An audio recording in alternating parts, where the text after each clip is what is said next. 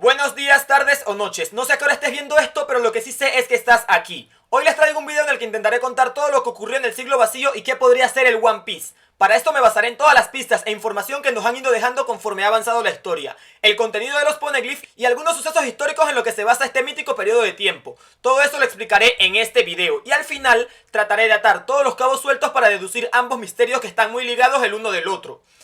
Espero que se queden hasta el final y se suscriban al canal porque me ha costado mucho hacer este video, pero lo he hecho con mucho entusiasmo para todos ustedes. Antes que nada, no está de más explicar que el gobierno mundial busca evitar a toda costa que se descubra qué pasó en el siglo vacío. Para eso declararon un crimen mundial la investigación de los poneglyphs y las armas ancestrales, llegando al punto de desaparecer una isla completa, aniquilando al 99% de su población por la simple y sencilla razón de haber descubierto qué decía uno de los poneglyphs. Shirohige cuenta en sus últimas palabras que cuando alguien encuentre el One Piece, el mundo entero se va a sacudir por la gran guerra que esto ocasionará.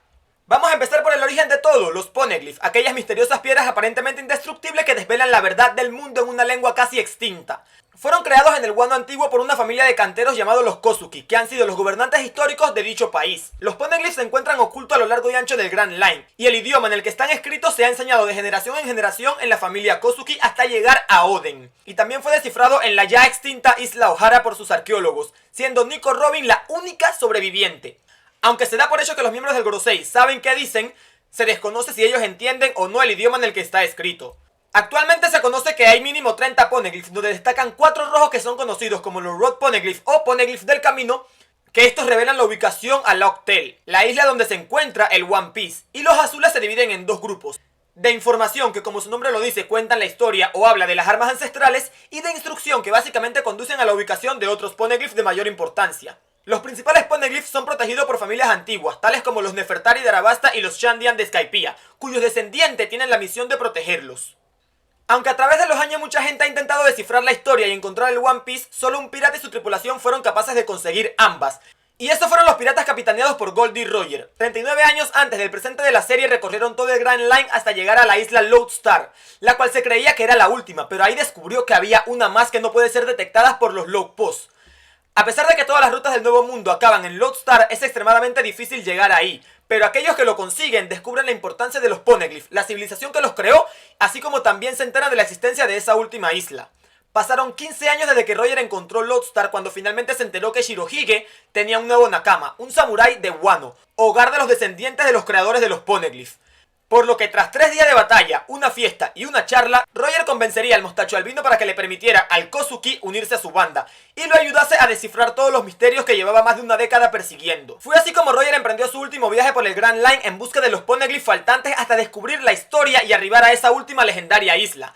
Al llegar y finalmente saberlo todo, se limitó a reírse, bautizó la isla como Lock Tail o Cuento de Risa en español. Afirmó que él y su banda habían llegado muy pronto y dijo que le hubiese encantado vivir en la época de Joy Boy, un misterioso personaje del que hablaremos más adelante. Luego de eso, disolvió su banda, se reunió con Shirohige y le contó absolutamente todo lo que había descubierto, incluyendo las razones por las cuales el gobierno oculta la D de su nombre. Posteriormente fue a fabricar un bebé y al final se entregó para ser ejecutado públicamente, y con sus últimas palabras motivar a más personas a encontrar el One Piece y cumplir eso que no le dio tiempo a él para hacer. Ahora que hemos contado el origen de los poneglyphs y el recorrido de Roger con ellos, vamos a mencionar todos y cada uno de lo que hemos visto en la serie, así como su contexto en general, es decir, su ubicación y su contenido si lo sabemos. El primero que vimos en el anime fue uno que se encontraron Zoro y Chopper en Arabasta. Esto es un completo relleno de parte de Toei Animation, porque en el manga no existe. El poneglyph de Arabasta es aquel que estaba en la tumba de los reyes de Alubarna y revelaba la ubicación del arma ancestral Plutón, que hace pocos capítulos descubrimos que estaba en Wano, pero de eso hablaremos también a su debido momento. Robin sabía dónde estaba, pero nunca le quiso decir a Crocodile. La familia Nefertari cuidó este poneglyph por generaciones, y el rey Cobra decidió ocultar su existencia para ahorrarse el trabajo de protegerlo. Otro que revelaba la ubicación de un arma ancestral era el que se encontraba en Shandora Skypiea, más concretamente en la Campana Dorada. Este indicaba que Poseidón se encontraba en la isla Gyojin. Más tarde descubrimos que se trataba de la princesa sirena Shirahoshi. También en la isla del cielo había otros, pero este solo indicaba la ubicación del que describí anteriormente. Ahora nos trasladamos a la infancia de Robin. Ella encontró uno en una arboleda, pero no sabemos ni qué dice ni dónde está, solo que ella lo leyó. El que es realmente determinante y crucial es el que estaba en Ohara, ya que este nombró por primera vez en la serie ese mítico reino antiguo. El profesor Clover le dijo al Gorosei que sabía por qué estos tenían miedo a la historia oculta en el siglo vacío, ya que solo los ideales y el gran poder que tenía esa nación representaban una amenaza para todo el gobierno mundial. También nos habla de una guerra que dicho reino estaba a punto de perder y que la información sería destruida por sus enemigos. Y por esa razón, aquel reino esculpió sus escrituras en unas piedras indestructibles para pasar el mensaje a futuras generaciones. Antes de que el profesor pudiese decir el nombre de dicha civilización, fue ejecutado. Otro arco de vital importancia en cuanto a información sobre este tema es el de la isla Gyojin, donde originalmente habían dos poneglyphs, uno azul y uno rojo. Este último desapareció y su paradero actual es desconocido. Pero el azul es una carta de disculpa de Joy Boy a la princesa sirena de hace 900 años por incumplirle una promesa que, aunque no se sabe a detalle cuál es, sabemos que involucraba el barco Noah, que fue construido por el mismísimo Joy Boy.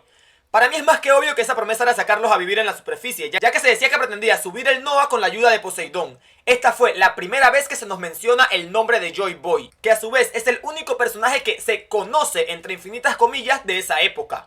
De acuerdo con Neptuno, hay una leyenda de la familia real que presagia la llegada de una persona que se encargará de cumplir la promesa de Joy Boy grabada en ese poneglyph. Palabras que cobrarían mucho sentido en el arco más reciente. Mucho tiempo después, en el arco de Zou, encontramos un Rod Poneglyph dentro del árbol ballena. Y nos hablan de que guían a Locktail. Y también se nos confirma la ubicación de otros dos de los rojos, de los importantes. De ahí pasamos a Whole Cake. Big Mom tenía dos azules en su sala del tesoro, que no sabemos qué dicen, solo sabemos que uno se lo dio Jinbe, que lo consiguió después de resolver un verguero que había hecho Wadatsumi en unas ruinas, y uno rojo que tampoco sabemos de dónde lo sacó, pero es importante aclarar que ese no es el que estaba en la isla Gyojin, ya que ese lo tenía incluso desde la época de Roger. Los últimos poneglyphs del que se tiene registro los encontramos en su país de origen, es decir, Wano. Brook encontró uno en el sótano del castillo. Trafalgar Law otro en Onigashima, ambos azules y desconocemos lo que dicen. Pero el rojo, el importante, se encuentra debajo del país de Wano que conocemos, en la ciudad inundada. Es que resulta que el Wano que conocemos en la actualidad es pequeño en comparación con el de hace siglos, y las ruinas de ese país se encuentran bajo el actual, a lo que llaman la ciudad inundada, y si se sigue bajando se encuentra el mismísimo arma ancestral Plutón. Y esa es toda la información que se tiene de momento sobre los poneglyphs y sus contenidos. Ahora vamos a pasar a explicar el origen del gobierno mundial. Esta institución se fundó hace 800 años, cuando 20 reyes unieron sus fuerzas para derrocar al reino antiguo. 19 de las 20 familias reales se fueron a vivir al Red Line, a lo que hoy llamamos Tierra Santa de Marilloa, y sus descendientes a día de hoy se les conoce como Tenryubitos. Se autoconsideran dioses y tienen el poder de hacer literalmente lo que les da la gana con las personas que no tienen ese estatus, ya que todas las organizaciones del gobierno mundial les protegen. También está el Gorosei, que es la cara pública del gobierno, por decirlo de alguna manera, que son aquellos que ponen las reglas en el mundo fuera de Marilloa. Y por último está Im-sama, el tipo que en secreto se sienta en el trono vacío y es quien realmente controla el mundo, pero solo los 5 ancianos conocen su existencia. Aunque bueno, ya no solo los 5 ancianos. Ahora es el turno de la voluntad D, que es una manera de referirse a los personajes que llevan la D en su nombre. Conocidos como los enemigos naturales de los dioses, es una letra que quienes conocen su mito parecen tenerle algo de temor, ya que se dice que causan tormentas. Según Rocinante, en el país del cual provenía se les amenazaba a los niños que se portaban mal de que D se los comería. Una inicial que se ha pasado de generación en generación, pero que algunos, como Lo, prefieren ocultar para evitar el peligro que representa. También hay que destacar que el gobierno mundial busca borrarla y que nadie hable de ello. Es por eso que los carteles de Se Busca de Roger decían Gold Roger y no Goldie Roger. No se sabe mucho más sobre esto, más allá de que la D causará otra tormenta. Y el que probablemente sea el factor más relevante es Joy Boy, que más allá de ser el único personaje presentado en los poneglyphs, parece ser también que es un título que se adquiere de alguna manera, y está muy relacionado con la aspiración de cambiar el mundo. Los datos oficiales que se tienen de Joy Boy del siglo vacío es la promesa que le hizo a la isla Gyojin, el haber dejado el One Piece en Locktail, y que fue Nakama de Tsunesha, el elefante gigante de Zou. Ahora bien, este nombre también es temido por el gobierno mundial. También se ha mencionado en varias ocasiones la profecía de la segunda venida de Joy Boy, la cual parece haberse hecho realidad cuando Luffy despertó su fruta. Tras la derrota de Mugiwara, Tsunesha revela que podía oír los tambores de la liberación y que Joy Boy finalmente había regresado. Entonces Luffy recuperó su conciencia y su sonrisa, despertando así su poder y transformándose en el Gear 5 por primera vez. Es necesario destacar que fue a partir de ese momento que a Luffy se le atribuyó el título de Joy Boy. Y descubrimos que la Gomu Gomu no Mi en realidad es la Ito Ito no Mi modelo Nika, que es una deidad guerrera conocida como el dios del sol, a los que los esclavos le rezaban por su libertad. Sabiendo que fue por la fruta de Nika que a Luffy se le empezó a llamar Joy Boy, se puede dar por hecho que Nika y Joy Boy eran la misma persona, o que era el anterior usuario de esa fruta. Antes de dar mi conclusión de todo esto, he de decir que el siglo vacío está inspirada en la edad oscura de la historia griega, que va desde la caída de la civilización micénica hasta la época arcaica griega. Y su principal característica es la falta de fuente de información que se tienen al respecto de esto. Y hay muchas teorías que afirman que se trata de un episodio de decadencia o receso cultural griego, pero con los pocos datos que se tienen es imposible asegurarlo. Ahora sí, mi teoría consiste en que este reino antiguo del que tanto se habla era el de los Di, letra cuyo significado para mí es amanecer, pero en inglés, es decir, dawn.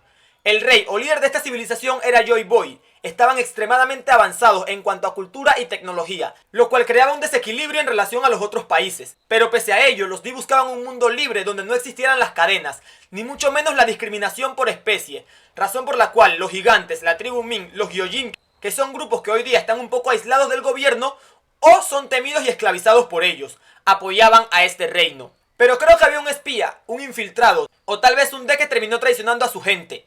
Y ese es el que hoy día conocemos como In-Sama, quien habría conspirado junto a los miembros del Gorosei, que antes de que pregunten efectivamente, yo pienso que esa gente vive desde el siglo vacío, se confabularon para influenciar a 20 reyes que se rebelaron en contra de los Di, a base de hacerles creer que esa gente era peligrosa y que buscaban someter a sus pies a todo el mundo. Y que por eso también buscaban alianzas con las razas genéticamente superior. Cuando la guerra y la derrota de los Di era inminente y al verse completamente acorralados, Joy Boy pediría a sus principales aliados, los Kozukis del país de Wano, que escribieran la verdad en los poneglyphs, para que en un futuro lejano apareciese gente dispuesta a liberar al mundo de la opresión que les deparaba, con lo que en ese entonces apenas era el inicio del gobierno mundial. La guerra fue cruel, injusta y despiadada. Los Di casi se extinguieron salvo por 7 familias: los Monkey, Porgas, Trafalgar, Gol, Rox, Marshall y Jaguar, que si te fijas cuando In-Sama aparece se ve un pasillo con 7 puertas y en una de ellas hay un sombrero de paja gigante.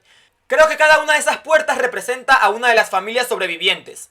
Por su parte, Wano también quedó devastado, al punto de que casi todo el país se hundió en el mar y solo quedó lo que vimos en el presente. Y tuvieron que cerrar sus fronteras para evitar ataques del exterior. Tsunesha, el elefante gigante de Zou, era Nakama de Joy Boy, pero también pienso que lo era de In-Sama, y se habría enterado de los planes de In, pero habría guardado silencio para evitar un conflicto entre sus dos mejores amigos. Intentó detener al traidor por su cuenta, fracasando en el intento, quedando de esta manera condenado a caminar sin descanso por toda la eternidad, cargando a sus espaldas a los Mings, los cuales también perdieron su hogar a causa de esta guerra. Fue así como el gran reino antiguo cayó y el gobierno mundial se levantó. 19 de esos 20 reyes, a excepción del de Arabasta, que al final se dio cuenta de que todos estaban siendo manipulados por un tipo que lo que buscaba era el dominio del mundo, intentó dar su apoyo a Joy Boy, fracasando en el intento de detenerlo. Pero sus manos ya estaban manchadas, y por eso decidió quedarse en su reino protegiendo uno de los poneglyphs más importantes. Pero todos los demás se fueron a vivir como dioses a Marilloa. Los miembros del Gorosei se encargaron a unir a los demás países del mundo a su imperio, ya fuese por las buenas o por las malas. La mayoría terminó accediendo a las demandas. Esta trágica historia en la que los malos consiguieron su victoria total, aplastando casi por completo a sus enemigos y asumiendo el control de absolutamente todo, vivirían felices y victoriosos por los siglos de los siglos, hasta que apareciera aquel que los haría temblar a todos. Ese segundo Joy Boy que retaría a todo el mundo a una pelea por su libertad y la de quienes los rodean. Pero a todo esto le falta algo. ¿Qué es el One Piece?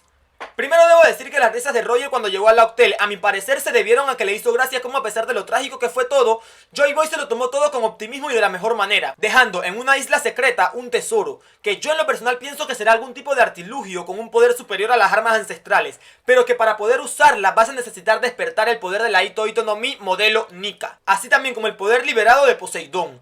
Dicho mecanismo será fundamental a la hora de hacer caer al mismísimo In-Sama.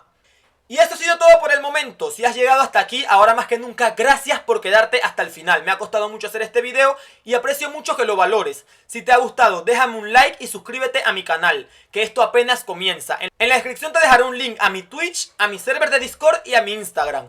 Ahora sí, no tengo más nada que decir. Hasta luego.